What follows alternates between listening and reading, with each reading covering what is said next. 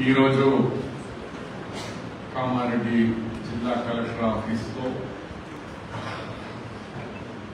Telangana gazetted officers association మరియు Telangana non gazetted officer association తరఫు నుంచి మన అసోసియేషన్ డైరీ అలాగే క్యాలెండర్ ఇనాగరేషన్ చేసినందుకు నేను వచ్చిన ఈ యొక్క సభకు అధ్యక్షత వహిస్తున్న కామారెడ్డి జిల్లా అధ్యక్షుడైన వెంకటరెడ్డి గారు, అలాగే మన కామారెడ్డి జిల్లా కలెక్టర్ మన జితేజ్ పాటిల్ గారు, మరి అన్ని జిల్లాలో పోయినప్పుడు కలెక్టర్ గారి మీద ఉద్యోగాలు కంప్లైంట్ చేస్తారు, కానీ ఇక్కడ మాత్రం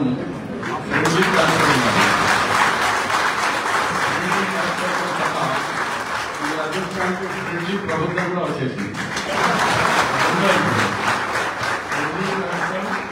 ఫ్రెండ్లీ గవర్నమెంట్.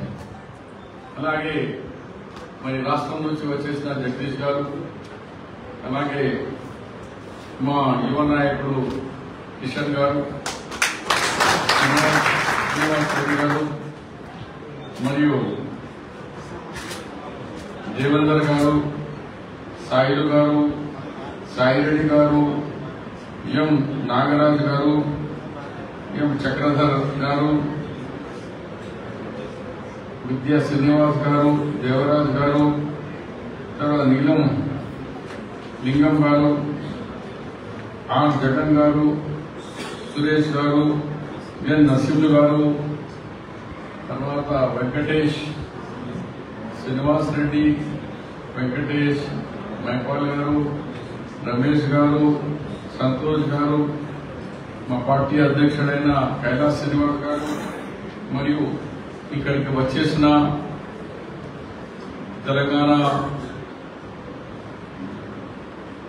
గెజెటెడ్ ఆఫీసర్స్ కానీ, అలాగే ఎన్జిఓస్ మరియు ఎలక్టెడ్ ప్రజాప్రతినిధులు, దాంతో సహా తిరుమల గౌడ్ జెడ్పీటీసీ మెంబర్ మరియు మా కాంగ్రెస్ కార్యకర్తలు సహా ఇతర వాళ్ళు వచ్చిన వాళ్ళకి అందరికీ చేతులు జోడి నమస్కారాలు తెలియజేస్తున్నాను.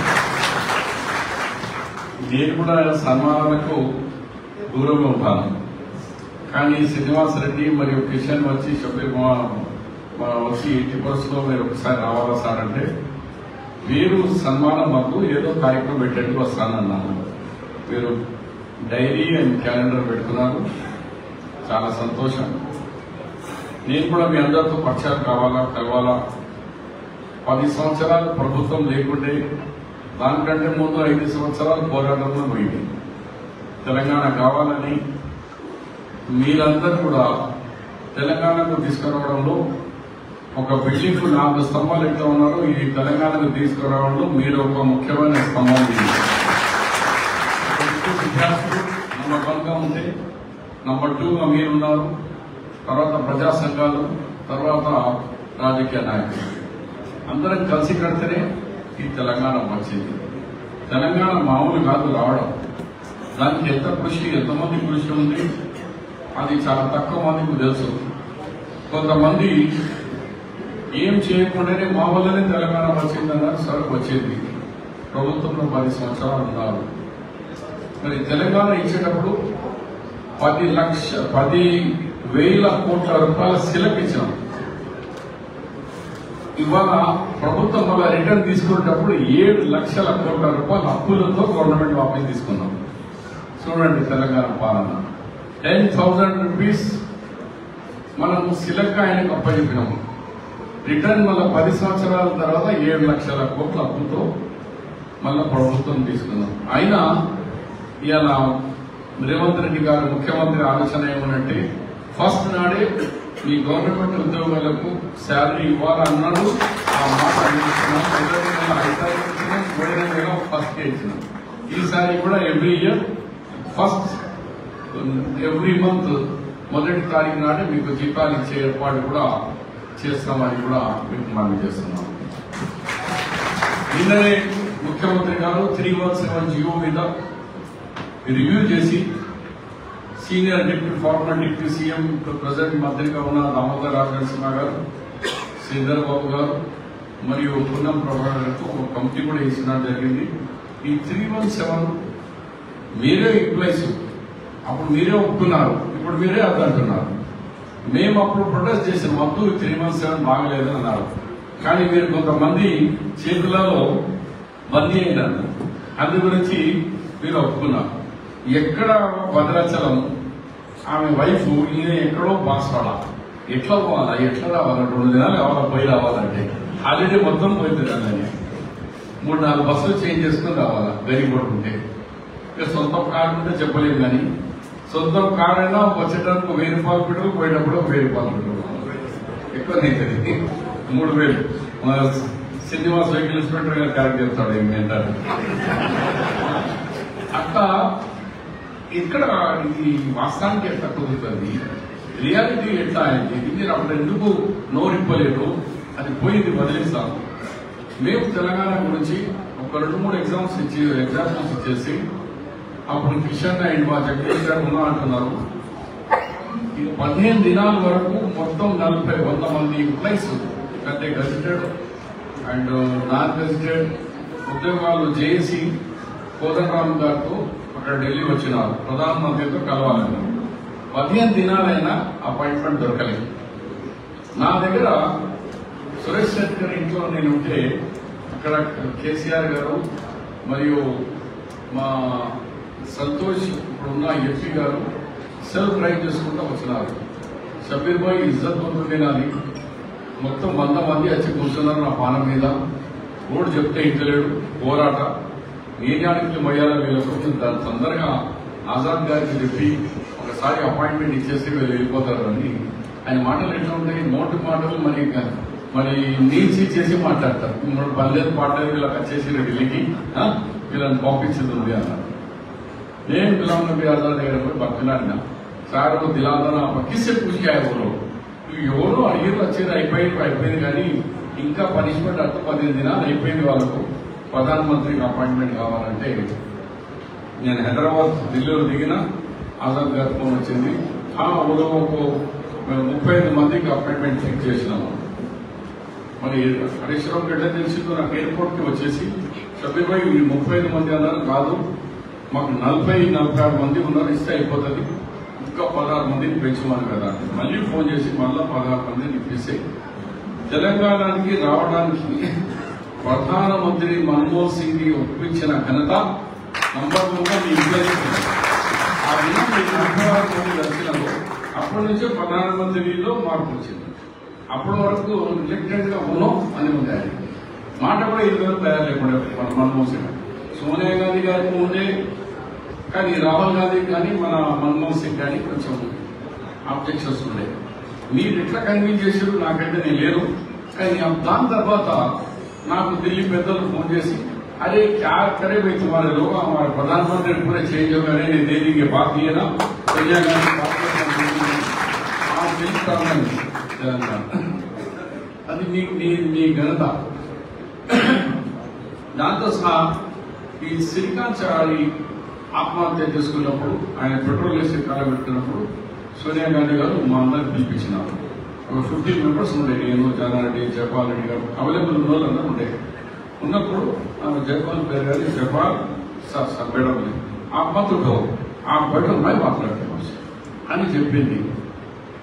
आप लोगों को पता नहीं है, एक माँ के सामने उसका बेटा शहीद होता है तो माँ को क्या तकलीफ होती है वो औरत ही जानती है, माँ जानती है, आप मर्द हो आप नहीं जानती. मेरे शोहर నా హస్బెండ్ రాజీవ్ గాంధీని అసాసినేషన్ జరిగినప్పుడు ముక్కలు ఎదుర్కొని తీసుకొచ్చినాను. నాకు తెలుసు నా భర్త నా కళ్ళ ముందు, ఆయన భర్త ఫేస్ కూడా నేను సరిగా చూడలేను, ఆ బాధ నాకు తెలుసు.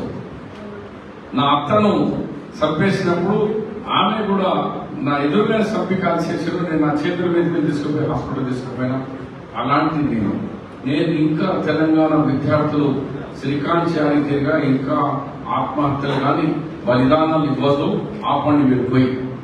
मैं आपको हाथ जोड़ रही हूँ, मांग से जोड़ रहा आपको मैं हाथ जोड़ रही हूँ. मैंने तेलंगाना देने का वादा किया, నేను ఇస్తాను, కట్టుబడి ఉన్నాను. 18 పార్టీలు ఉన్నారు, కొంతమంది పార్టీలు తయారైనారు. ఇంకా తృణమూల్ కాంగ్రెస్, మమతా బెనర్జీ, శరద్ పవార్, ఇంకా కొంతమంది సిపిఎం ఇంకా తయారు లేరు. ఆయన ట్రై చేస్తున్నా, కన్సెన్సస్ తీసుకుని ట్రై చేస్తున్నా. మీరు కొద్దిగా నాకు समय वेंडू, ये गांधी फैमिली जबान दिया तो पीछे नहीं हटता. आप लोग जाके बच्चों को यूनिवर्सिटीज लपोंडी విద్యార్థులకు అండ్ ఎంప్లాయీస్ కు మీరు సంజాయించండి అని ఇది సోనియా గాంధీ ఇచ్చిన మాటలు. ఇవి అన్ని పోయిలు నేను తెచ్చినా డ్యూటీ చేసిపోయినా. మేము చేసిన వాళ్ళు ఆడడం ఎమ్ములో పోయిరు, కానీ ఏం చేయనోడు వాళ్ళు కూర్చున్నారు. ఆ కుటుంబం పాలన తెచ్చుకున్నారు. ఏమైంది మీకు చూసినారు. 317 జీవోలు చూస్తే నిజంగా ఏం మనకు ఒక ఏడుపు వస్తుంది. భార్య ఇక్కడ, భర్త ఇక్కడ, ఎట్లా రావాలా? వారానికి ఒక దినం సెలవు దొరుకుతుంది. ఆ సెలవు అంతా ట్రావెలింగ్ పోతుంది. మళ్ళీ వీళ్ళు ఎప్పుడు ఇలా కుటుంబం గురించి ఆలోచన చేయాలా, పిల్లల గురించి ఎప్పుడు కలుసుకోవాలా, వాళ్ళ ఎడ్యుకేషన్ ఎప్పుడు చూసుకోవాలా, ఇవి అన్నీ ఉన్నాయి. ఎందుకంటే ఎంప్లాయీస్ అంటే you're part and parcel of the government. మీరు కూడా గవర్నమెంట్ ఉన్నారు కాబట్టి మీ బాధలు చూసే మాకు కూడా బాధ్యత ఉన్నది. మాకు జగదీష్ అన్నారు ముఖ్యమంత్రితో కలపమన్నారు. డెఫినెట్ గా కల్పిస్తాను. కానీ దానికంటే ముందు కంపెనీ వచ్చింది కాబట్టి సీఎం గారు అదే అంటారు, అది శబరిమలకు బోలనా పని జాకే కంపెనీకి సామె బిలో బోలనా అంటారు. జనరల్ గా మీరు కమిటీ ముందట పోండి. కమిటీ గారికి నేను 29కు దామోదర్ గారి బిడ్డ మ్యారేజ్ ఉంది. 2nd నాడు ఆయన 3 దావా పెట్టుకున్నాడు. 3rd నుంచి ఆయన ఫ్రీగా ఉంటాడు. 3rd తర్వాత మీరు ఎవరు వచ్చినా నేను ఫోన్ చేసి అవసరం ఉంటే నేను ఆయన పేషకు తీసుకోవాలి. 5 నిమిషాలు నేను కూడా మీ ఇవ్వడం వింటాను. మీ సమస్యలు అన్న వాళ్ళ సమస్యలు ఇంకా ఉంది అని చెప్తాను. మన దురదృష్టం సీఎం గారు ఇక్కడి నుంచి ఓడిపోవడం, నేను అక్కడి నుంచి ఓడిపోయాను. కానీ ఆయన సీఎం అయిపోయిండు. ఉన్న దాంట్లో క్యాబినెట్ లో సీనియర్ నేనే. నేను 1989లో చెన్నారెడ్డి క్యాబినెట్ మంత్రి అయినా. మా జస్టిస్ గారు అంటున్నారు, నేను పుట్టినప్పటి నుంచి కాంగ్రెస్ లో ఉన్నాను. మున్సిపల్ కౌన్సిలర్ నుంచి మొదలు పెట్టుకుంటే ఇప్పటి వరకు నేను దాదాపు 35 సంవత్సరాలు మంత్రి. అంటే 89 నుంచి మంత్రి, లీడర్ ఆఫ్ ది అపోజిషన్, ఏదో పదవులు ఉన్నా కానీ పార్టీ వదలేదు. ఎప్పుడు కూడా కాలంలో వర్షాకాలం వస్తుంది, వర్షాకాలం పోగానే చలికాలం వస్తుంది, ఎండాకాలం వస్తుంది. మాకు కూడా గవర్నమెంట్ వస్తాయి పోతాయి, కానీ ప్రజాసేవ ముఖ్యం. ప్రజాసేవలో ఏ పదవులు లేకుండా నేను ప్రజాసేవ చేసిన. నేను అన్నాను కవిబడి లేకుంటే నాకు మజా వస్తలేదు. ఏదో ఇప్పుడు ఇది అయితే తీసుకో, ప్రస్తుతం నువ్వు నా ఎంబడ ఉండాలా, ఒక సిస్టమ్ లో గవర్నమెంట్ లో రావాలా. కాబట్టి నువ్వు రా, మనం తర్వాత చూద్దాం. కానీ నువ్వు లేకుంటే నాకు కొంచెం ఫీల్ అవుతుందా, నువ్వు రావాలంటే అప్పుడు నాకు తగిన పోస్ట్ కాదు. ఆయన బికాస్ ఆఫ్ సీఎం గారు పర్సనల్ గా చెప్తున్నారు, మీరు ఆ ప్రయాణ షబీర్ మీరు సాధ్యం అంటే ఆయన ఎక్కడ ఉంటే ఇవాళ 90% జనం నాకున్న పోర్ట్ఫోలియోస్ లో బీసీ అంటేనే 50%, ఎస్సీ అంటే 14%, మైనారిటీ అంటే 14%, ట్రైబల్ అంటే 10%. మొత్తం కలిసి 90% జనాభాలో ఉన్న మొత్తం నాకే ఇచ్చినారు. ఆ గడిపడ ఫుడ్స్ లేదు అంటే గవ్వ అందం లేదు, గడిపడ ఫుడ్స్ లేదు. లేవగానే 300 జనం ఉంటుంది. ఒక మసీద్ కావాలంటే 90 రూపాయలు. ఒక వీటికి పోతే బీసీలో ఉన్న కులాలకు వస్తారు, ఎస్సీలు వస్తే మాల మధ్య దగ్గర, ట్రైబల్ వస్తే నాన్ ట్రైబల్ ఇక్కడ. అన్ని సమస్యలనే ఉంటున్నా నేను. కానీ నాకు ఒక తృప్తి కూడా కలుగుతుంది. ఈ చాలా మోస్ట్ బ్యాక్వర్డ్ కమ్యూనిటీస్ కు దేవుడు త్రో రేవంత్ రెడ్డి గారి ద్వారా నాకు ఈ అవకాశం ఇచ్చిండు. నేను ఎంతవరకైనా సీఎం గారితో పోయి వీళ్ళ సమస్యలను పరిష్కారం చేస్తే నేను ఇంకా 67 కంప్లీట్ అయ్యి 68కి వచ్చిన. ఇంకా చాలా తక్కువ దినాలే మనం భూమి ఉంటాం. ఉన్నంత దినాలు కరెక్ట్ సేవ చేయాలా, వాళ్లకు ఇబ్బంది పెట్టకుండా వాళ్ళని గుర్తింపు తీసుకురావాలా. ముస్లింస్ రిజర్వేషన్ తీసుకొచ్చిన నేను. రిజర్వేషన్ వల్ల 20 లక్షల కుటుంబాలలో ఒక దీపం వెలిగింది. 20 lakh doctor, engineer, MBA, MCA, law सब जगह पढ़े लिखे बच्चे थे. अदरवाइज చిన్న చిన్న పనులలో ఉండేవాళ్ళు. కానీ ఇవాళ సార్ అదే రేవంత్ రెడ్డి గారు ఏమన్నా అంటే మైనారిటీ को जा सकते ఇట్లనే ఎస్సీ ఎస్టీ బీసీలో కూడా వాళ్ళకు ఏదో ఒక మంచి వాళ్ళ జీవితాల్లో ఒక మంచి వెలుగు తీసుకురావాలా ఈ ప్రభుత్వం దేనికి వెనుకబడినదని చెప్పి ఇలా యువకుల గురించి మేము 40 రోజుల్లో 27,000 మందికి ఉద్యోగాలు ఇచ్చినాం. 27,000 14,000 పోలీసులకు భర్తీ చేసినాం. 7,000 నర్సెస్ కు భర్తీ చేసినాం. 4,000 మన గురుకులం టీచర్స్ కు ఇచ్చినాం. మన తర్వాత 450 మన సింగరేణి వాళ్ళకి ఇచ్చినాం. మళ్ళీ రేపు ఎల్లుండి 27,000 ఉద్యోగాలకు గురుకుల పాఠశాల ఉద్యోగాలకు మళ్ళీ రేపు స్టేడియంలో వాళ్లకు కూడా ఎంప్లాయ్మెంట్ ఇవ్వబోతున్నాం.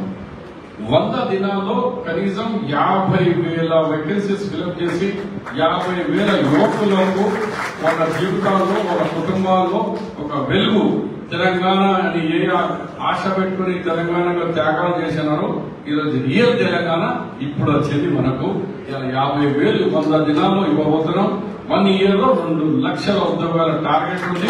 ఒక్క జాబ్ కూడా తక్కువ కాకుండా 2 లక్షల మందికి విద్యార్థులకు యువకులకు ఉద్యోగాలు ఇప్పించే బాధ్యత మన కాంగ్రెస్ గవర్నమెంట్ అండ్ మన రేవంత్ రెడ్డి గారు తీసుకున్నారు. ఇంత ధైర్యం ఖజానా ఖాళీ ఉంది కానీ హిమ్మత్ ఉంది. చేస్తాం మేము ఎక్కడి నుంచైనా అభివృద్ధి చేసి పిల్లగాళ్లకు మేము ఏమి వాగ్దానాలు ఇచ్చినాము. మొన్న 6 గ్యారెంటీలు 2 ఇచ్చినాం. రేపు ప్రియాంక గాంధీ గారు వస్తున్నారు. ఆమెతో కాకుండా ఆమె అధ్యక్షతనే ఇంకా 2 గ్యారెంటీలు 500 రూపాయల cylinder and 200 unit free current ఈ 2 అది కూడా రేపు సాయంత్రం వరకు మన ప్రభుత్వం లాంచ్ చేయబోతుంది. మీరు ఎక్కువ సమయం తీసుకోకుండా గవర్నమెంట్ మీరు అందరితో కలవాలా, అందరితో మీ సమస్యలు వినాలనుకున్నా మీరు ముఖ్యంగా సమస్యల్లో మీరు ఓల్డ్ ఏజ్ పెన్షన్ మళ్ళీ తీసుకురండి. మా మేనిఫెస్టోలో ఉంది కాబట్టి కొంచెం సమయం కాండి. ఎందుకంటే ఇంకా 3 నెలలు కూడా పూర్తి కాలేదు. మళ్ళీ 90 days కూడా కాలేదు. ఇంకా 7-8 తారీఖు వస్తాయి, 90 days వస్తాయి. అందు గురించి మేము ఇచ్చిన వాగ్దానాల్లో ఓల్డ్ ఏజ్ పెన్షన్ ఏ సిస్టమ్ ఉందో దానికి మేము తీసుకొస్తామని ఆయన 317 మీద కూడా ఆల్రెడీ కమిటీ కూర్చున్నది. దాని తర్వాత 2 బిల్డింగ్లు చెప్పినారు మీరు. ఆ బిల్డింగ్ విషయంలో కలెక్టర్ గారు నేను మాట్లాడుకొని డెఫినెట్ గా ఈ ఎంత తొందరగా అయితే అంత తొందరగా 2 బిల్డింగ్ శంకుస్థాపన చేస్తాం. ఫైనాన్షియల్ మ్యాటర్ ఉంది కాబట్టి ఏ ఫండ్ లో ఏం కావాలో నేను కలెక్టర్ గారితో డిస్కషన్ చేసి మీ కమిటీ మీ అధ్యక్షులకు మీ అందరినీ తెలియజేస్తాను. మరి ఎప్పుడు ఏంటి ఎంతవరకు ఒక్కొక్క బిల్డింగ్ నేను ఇవ్వగలుగుతా ఆ విషయాలు కూడా మీకు తెలియజేస్తానని చెప్తూ మరి ఎక్కువ మాటలు తక్కువ పని ఎక్కువ చేయాలా. నేను కూడా 89 అంటే దాదాపు 30 సంవత్సరాల నుంచి ప్రభుత్వాలు చూస్తూనే ఉన్నాను. నాకు శ్రీనివాస్ అని చెప్పిండు శంకరబాయి దగ్గర పోతే కిషన్ చెప్తాడు ఇంత సింపుల్ గా ఇట్లా కూర్చొని గంటల సేపు మాట్లాడినాం అంటే అధికారం చూసి 30 సంవత్సరాలు అయిపోయాయి. ఇంకా ఏం చూస్తాం, ఇంకా अभी क्या फुल पेलिंग है, फिर पेल के 35 साल से पेल. इसलिए మీ సమస్యలను ఇది ఒకటే మనసులో పెట్టుకోండి. మా స్కీమ్స్ సక్సెస్ కావాలంటే మీ కోఆపరేషన్ కావాలా. మీ కోఆపరేషన్ కావాలంటే మీ సమస్యలు కూడా మేము పరిష్కారం చేయాలా. మీ బిల్స్ మా 100 కోట్ల రూపాయలు బిల్స్ ఉన్నాయి. ఇవన్నీ చిన్న సమస్యలు ఉన్నాయి. కొంచెం సమయం ఇవ్వండి. ఎందుకంటే ఖజానా ఖాళీ ఉంది. ప్రభుత్వం కొత్తగా వచ్చింది. 10 సంవత్సరాలు సిస్టమ్ అంతా ఖరాబ్ ఉంది. ఆ సిస్టమ్ ను ఇప్పుడు ధరణికి వెళ్ళి మార్పులు తీసుకొస్తున్నాం. కలెక్టర్ గారు అందరికి అవైలబుల్ ఉండాలంటే కష్టం. एग्जाम्पल का कलेक्टर साहब मेरा ही बोल रहा हूँ. मेरा 317 सर्वे नंबर माचारेड्डी में मेरा नादे 2 ఎకరాల 2 acres 35 గుంటకు లేదు. నా సొంతం నేను కొన్నది కాదు. మా తాత ముత్తాతకి నా పేరు మీద అయిపోయి కూడా ఒక 20 సంవత్సరాలు అయిపోయింది. లేదు నాది ఎవరు గుంజుకోకుండా కబ్జా లేని వారు ఇలా కాబట్టి రేపు అసలు మనలో అడిగితే లెక్కున మనం ఏడవ ఇది చూస్తున్నాం లెక్కున్నాం ఎక్కడ ఎక్కడ పోతుందని ఊపినా మళ్ళా మొన్న వచ్చి 1200 రూపాయలు కట్టమన్నారు 1200 रुपये 2 दफा बने सर మీ సేవ వనంలో అవి ఏమి చాయ్ మనం ఒక ఎకరం 18 గుంటలు వచ్చింది ఇంకా ఒక ఎకరం ఇంకా వచ్చేది ఉన్నది అసలే మరి పిల్లడి ఈ ధర్ని సంగతి ఇట్లా ఉంది. నేను నా పుట్టిన ఊరు మాచారెడ్డిలో నా సర్వే నా కబ్జాలో ఉన్నది. అది తాత ముద్దాతల భూమితో నా పేరు మీద వచ్చింది. ఎవరితో కొన్నది కాదు, నాదే మిస్సింగ్ అంటున్నాడు. మరి దాన్ని ఆడలేక వెరీ గుడ్ థింగ్ కావాలా. అతను వస్తున్నాడు, మీ సేవకు పోతున్నాడు, ఎంఆర్ఓ దగ్గర పోతే ఆడియో దగ్గర పోతే కలెక్టర్ సార్ కూడా ఎప్పుడంటే అప్పుడు దానికి ఓపెన్ చేసేందుకు వీలు లేదు. సీసీఎల్కి పంపాలా, అప్పుడు ఏళ్ళు ముద్ర పెట్టాలి, అలా ఓపెన్ కావాలి, అలా చేంజ్ కావాలా. సామాన్యుడికి ఏమైందో మన భూమి పెట్టని హార్ట్ అటాక్ తో చచ్చిపోతున్నాడు. నా गति अच्छा तो इसमें क्या हो गया, उसको एक भरोसा उठ गया सरकार पे, अरे मैं इतना कर रहा हूँ, वहां जाओ बोले 1200 रुपये बोलो, वहां से निकले तो एमआरओ में जाओ, वाड़े में जाओ, ఇవన్నీ చిక్కులు పెట్టేసారు తీసుకొచ్చి. దానివల్ల సామాన్యులకు పోయింది. అప్పుడు రెవెన్యూ సదస్సు పెట్టేవాళ్ళు ఎప్పుడు ఇయ్యారు. ఆ రెవెన్యూ సదస్సులో 8 దినాలు రెవెన్యూ సదస్సు ఉంటుండే. అందులో रेवेन्यू सदस्य के उनके जमाबंदी उठे. जब कलेक्टर साहब छोटे थे उनके पहले निजाम के जमाने से जमाबंदी होता था. जमाबंदी के अंदर तालुका लेवल में सब पूरे काम के वाले पटेल पटवारी सिस्टम पे మనం రెవెన్యూ సదస్సు పెట్టినాం. రెవెన్యూ సదస్సులు ఏమైతుండే, సాదా కాయిదా బైనామా లేకుంటే తల్లిదండ్రులు ఆ పిల్లలకు పంచవట్టి అవన్నీ వచ్చి కూర్చుంటే నలుగురు ముందు అప్పటికప్పుడే ఒక 70% 80% అదే సంవత్సరం నయా పైసా ఖర్చు లేకుండా అయిపోతుంది. మిగిలిన 20% కొట్టుకుపోతుంది. ఆ పంచవటికి వాళ్ళకు విలేజ్ చేసిన పంచవటి కానీ తల్లిదండ్రులు పంచిన దానికి వాళ్ళు డిసగ్రీ ఉంటే కొట్టుకుపోతుంది. కానీ 70% అయితే క్లీన్ అయిపోతుంది. ఇప్పుడు అందరికంతా గొప్ప సమస్యలు అట్లనే ఉంటాయి. ఇవన్నీ కొంచెం సమయం మాకు ఇవ్వాల్సింది. ఇవన్నీ అందరు అనుభవమైన మంత్రులు ఉన్నారు. మేమంతా ప్రాక్టికల్ గా గ్రామాల్లో చూస్తున్నాం ఏ సమస్యలు ఉన్నాయి. అసిస్టెంట్ చెప్పిండు, ఎక్కడ పోయినారు సార్ అంటే అని చెప్పి, సార్ హైదరాబాద్ బిడ్డ హెల్త్ బాగాలేదు. ఓకే, పోయిపోయి నేను చేసిన స్కూల్లోనే ఆబ్సెంట్ ఉంటారా మరి 8 దినాల నుంచి ఎట్లా ఆబ్సెంట్ ఉంటారు ఏమో. మరి ఇవ్వాలని చేస్తే నేను ఒక స్కూల్ బిల్డింగ్ ఎట్లా చేద్దాం, దీనికి మనం మోడల్ గా చేద్దాం అనే ఉద్దేశంతో నేను ఫోన్ చేస్తే లేదంటున్నారు. కాబట్టి మీరు కూడా మీ ఆత్మ పరిశీలన చేసుకోండి. మన ప్రజల సొమ్ము, ప్రజల కష్టాల పైసలు, తెలంగాణ బిడ్డల పైసలు ఉన్నాయి. శాలరీ తీసుకునేటప్పుడు దానికి న్యాయం చేయండి. నేను ఇప్పటివరకు మీ సైడ్ మాట్లాడినా, ఇప్పుడు నేను ప్రజల సైడ్ మాట్లాడుతున్నాను. ప్రజల సైడ్ ఏంటంటే ప్రజలకు ఇబ్బంది కాకుండా చూడండి. మీరు జీతాలు తీసుకున్నప్పుడు స్కూల్స్ మెయిన్ ఎడ్యుకేషన్, మన తెలంగాణ బిడ్డలు కానీ భారతదేశం పౌరులు తయారయ్యే స్కూల్ టీచింగ్, అది నోబుల్ జాబ్. వాళ్ళకి ధన్యవాదాలు, చేతులు ధన్యవాదాలు తెలియజేస్తున్నాను. మీరు మంచి జాబ్స్ టీచర్ పోస్ట్ గా మీరు ఎన్నుకున్నారు. టీచింగ్ దాంట్లో ఆప్షన్ కాకండి. వాళ్ళని బదులు పెట్టేసుకుంటున్నారు. ఆ పని చేయకండి. మీరు కష్టపడి మీరు చేయండి. హాస్పిటల్స్ లో కూడా డాక్టర్లు ఉండకుండా సంతకాలు పెట్టేస్తున్నారు రాకుండానే. అవి కూడా మా కలెక్టర్ గారితో అప్పీల్ చేస్తున్నాను. అలాంటి చోట కూడా మనం స్ట్రిక్ట్ ఉండాలా. వీళ్ళ సమస్యలు వచ్చిన పరిష్కారంలో కూడా మనం ఎంత ఫ్రెండ్లీ ఉంటున్నామో అట్లనే వాళ్ళు సరిగా డ్యూటీ చేయనప్పుడు కఠిన శిక్ష కూడా వాళ్ళు కూడా పెట్టాలా. రెండు కావాలి. అది గురించి మీరేమో అప్పుడు సపోర్ట్ కొట్టిన మన 20 ఏమో అంత చెప్పేసి अभी तक आपको खुश करे, मैं मेरे काम खुश करो तो मेरे काम खुश करो उन्होंने कहा वास्ता रोनी ना खुश करने की बात भी सुनना.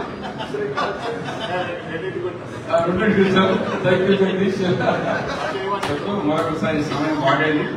మరి నేను కానీ మా ముఖ్యమంత్రి కానీ మా గవర్నమెంట్ కానీ ఇది ఎప్పుడు పెట్టుకోండి. We're part and parcel of one family. మేమేమో సూపర్ పవర్, మేమేమో తీసుకున్న కాలం కాదు.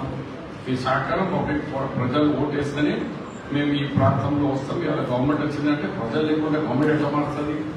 కేసీఆర్ గారు ఏం లేకుండే తెలంగాణలో మా గురించి గంటలు వెయిట్ చేసేవాడు. కానీ ముఖ్యమంత్రి కాగానే ఎవరో ఒక 10 సంవత్సరాలు ఒకసారి కూడా అపాయింట్మెంట్ ఇవ్వలేదు. ఎంత పెద్ద బిల్డింగ్ కట్టి ఏమైంది తస్తూ తాగి అంటారు చూడు, తాజ్ మహల్ కట్టిండు. ఆయన వెళ్ళిపోయినా కొడుకు పోయినా మాకు ఇచ్చిపోయింది. మేము ఆ బిల్డింగ్ చూసి మేమే పరిశాలి.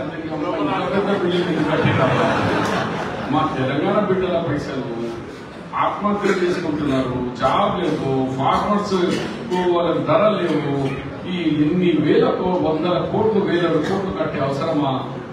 याद इतने कलेक्टर साहब हमारा 89 की बात की बोलूँ doctor Manish Chandra chief minister थे जब नक्सलाइट फुल फॉर्म पे थे नक्सलाइट्स तो सिरकुंडा अपने आए पुराना डिस्ट्रिक्ट जंगल में वहां जाके remote intelligence area development program मारूमूला अभिवृद्धि कार्यक्रम आपने first doctor Manish Chandra Reddy 89 means 35 years back बेटी अल्ला अप्पटिकప్పుడు सीसी कीसी बेटी करंट वाले गुंजी చేసి అక్కడ వచ్చి లాంచ్ చేసి మరొకడు ఆమె సీఎం జరుగుతే ఇప్పుడే పెద్ద బిల్డింగ్ వచ్చి నేను అడవిలో కూడా చెప్పినా అది చిగో కిందనే అని డాక్టర్ మనీష్ చంద్ర రెడ్డి గోల్డెన్ వర్స్ నేను ముఖ్యమంత్రి అడవిలో చెప్పినా అది ఇంప్లిమెంట్ కావాల్సిందే అని ఈ భారత మన తెలంగాణలో మొత్తం ఆంధ్రప్రదేశ్లో ఇంప్లిమెంట్ అయింది రిమోట్ ఇంటెలిజెన్స్ డెవలప్మెంట్ ప్రోగ్రామ్ మన సిరికొండ ఆ పాత జంగల్లో గెస్ట్ హౌస్ లో ఈ रिव्यू मीटिंग नक्सलाइट्स को भी मालूम होना అది కూడా ఆయన ఫార్ములా గోలీ से नहीं होता చర్చలు కావాలా డెవలప్మెంట్ కావాలా పట్టి తుపాకులతో మేము చంపేస్తామంటే అది ఏ మూమెంట్ కూడా ఖతం కాదు మూమెంట్ పోవాలంటే ఆయన హయాం నుంచే మనకు roads primary schools primary health centre మన ట్రాన్స్పోర్ట్ ఎర్ర బస్ డ్రింకింగ్ వాటర్ ఇవన్నీ కార్యక్రమాలు ఆ జమాన్లో మరిచంద్రారెడ్డి గారు 89లో లాంచ్ చేసినప్పటి నుంచి మనకు రోడ్స్ అవన్నీ డెవలప్మెంట్ అయ్యి దాని తర్వాత ఈ మూవ్మెంట్ ను కరెక్ట్ చేయగలిగినాం. ఇంకోటి ఒక ఎగ్జాంపుల్ చెప్తా సీఎం గారు ఎంత ఫ్రెండ్లీ ఉంటారు చెప్తాను. కేసీఆర్ గారు జన్వాడలో ఒక 10 కట్టుకున్నాడు, ఫామ్ హౌస్ కట్టుకున్నాడు పెద్దది, అది 111 జీవోలో ఉంది. దానికి డ్రోన్ పెట్టి అది షూటింగ్ చేసినారని అక్కడ కొంతమంది కంప్లైంట్ చేస్తే అక్కడ జెడ్పీటీసీ మెంబర్ మండल प्रेसिडेंट వాళ్ళు పట్టుకుపోయారు. ఢిల్లీ నుంచి నాకు ఫోన్ చేసి शबीर भाई आप जाके उनको बेल करो, मैं कल सवेरे आ रहा हूँ पार्लियामेंट में मेरा क्वेश्चन है अన్నాడు. నేను పోయి వాళ్ళకు లాకప్ వేసేసాడు జెడ్పీటీసీ మెంబర్. తప్పేం లేదు, ఒక కెమెరా పెట్టి షూటింగ్ చేసినాను. సీఎం గారు మన బుర్రరావు రెడ్డి గారు ఎంపీగా వస్తే ఆయనను కూడా తీసుకుపోయి 14 నెలలు జైలు వేసేసినారు. ఆయన అసలు స్పాట్ మీద లేడు. ఢిల్లీ పార్లమెంట్ జరుగుతుంది, పార్లమెంట్ వేసినారు. అప్పుడు డీజీపీ ఎవరు? మహేందర్ రెడ్డి గారు. మన మహేందర్ రెడ్డి గారికి టీఎస్పీ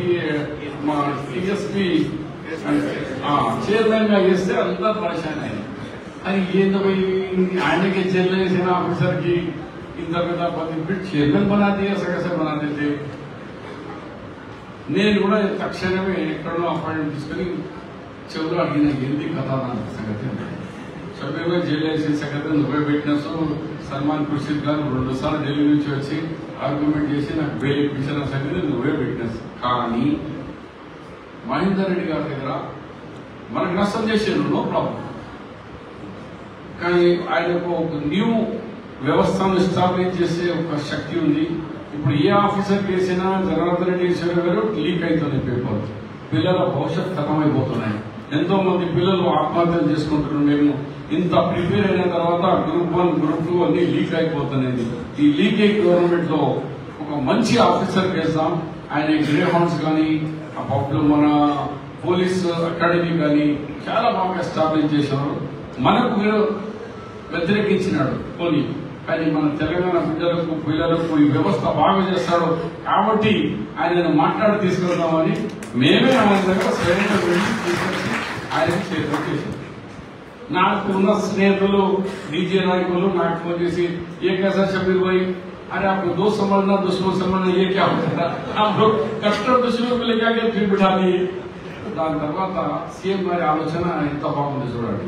అంటే ఈ పిల్లల భవిష్యత్తు ఖరాబ్ కాదు. మళ్ళీ ఒక పని మంచి లేని ఆఫీసర్లకు వేసుకుంటే మళ్ళీ లీకేజ్ అంటే పిల్లల భవిష్యత్తు ఏం కావాలి? నాకు జైల్లో వేసేది పర్వాలేదు, ఆ గవర్నమెంట్ ప్రెషర్ వేసేది ముఖ్యమంత్రి ప్రెషర్తో. కానీ ఆ వ్యవస్థ స్థాపకుల్లో ఆయన ఒక స్పెషాలిటీ ఉంది మహేందర్ రెడ్డి గారు. దాన్ని చేసుకుని ఆయనకు మన 11 ఏళ్ళే ఉన్నాయి. उन्होंने बोले भाई मेरे को 11 महीने में क्या करूँ आके, बोले नहीं आप आना है. అట్లా స్లేవ్ గారి గుణం చెప్తున్నాం. ఆయన ఎప్పుడు అయ్యో నాకు అంత మాఫ్ చేస్తే కాంగ్రెస్ కి ఉన్నది చెప్తున్నాను, అలా ఇంకెక్కువ ఉన్నది. ఏది చేసినా చలో మాఫ్ కరు ఆగే పడితే చాలు. ఇలా తెలంగాణ సమాజానికి ముందుకు తీసుకుపోవాలి, ముందుకు తీసుకుపోవాలంటే మీ యొక్క సహకారం కావాలని కోరుకుంటూ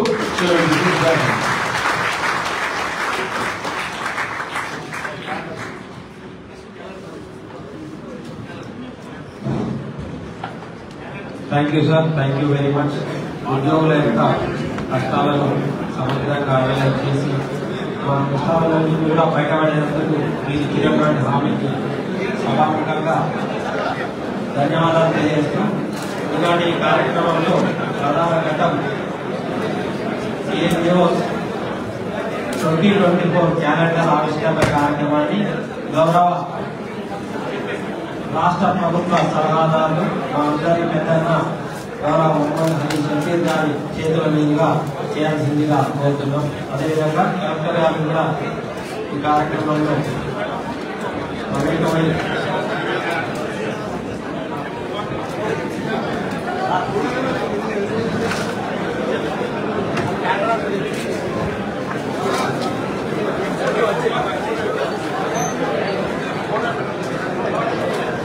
అందరూ కూడా కూర్చోవాల్సిందిగా కోరుతున్నాం. ఎందుకంటే కార్యక్రమం ఇంకా ఉంది,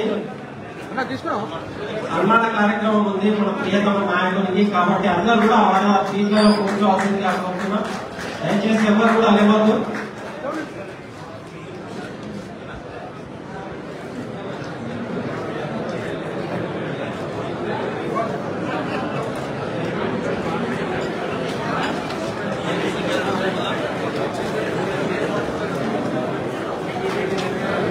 thank you sir, thank you very much. అదేవిధంగా వాల్ క్యాలెండర్ కూడా ఆవిష్కరించాల్సిందిగా గౌరవ అతిథులను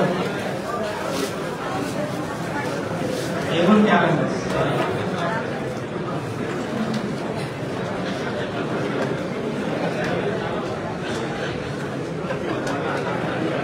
గట్టిగా చప్పట్లు కొట్టాలి అందరూ కూడా.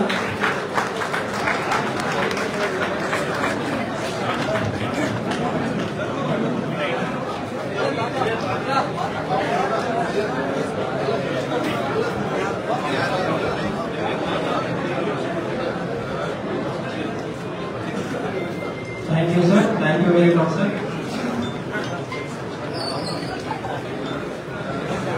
జేఏసీ ఆధ్వర్యంలో మన ముఖ్య అతిథి ప్రియతమ నాయకులు శ్రీ మొహమ్మద్ హనీ షకీర్ గారికి సన్మాన మహోత్సవం జరుగుతుంది. కాబట్టి TGO, TNGO ఉపాధ్యాయులు మరియు ఉమ్మడి జిల్లాల సమన్వయకర్తలు కూడా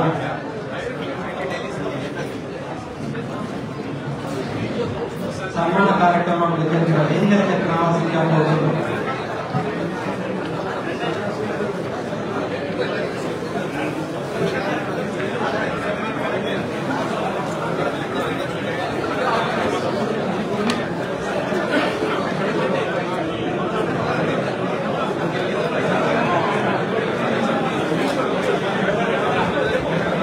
TGO బాధ్యులు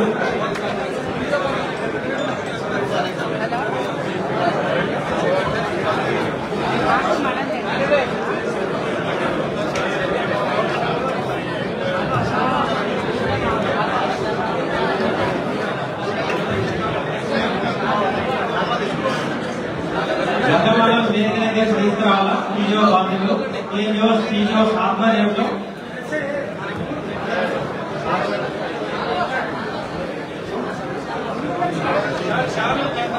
ఫస్ట్ గజమాల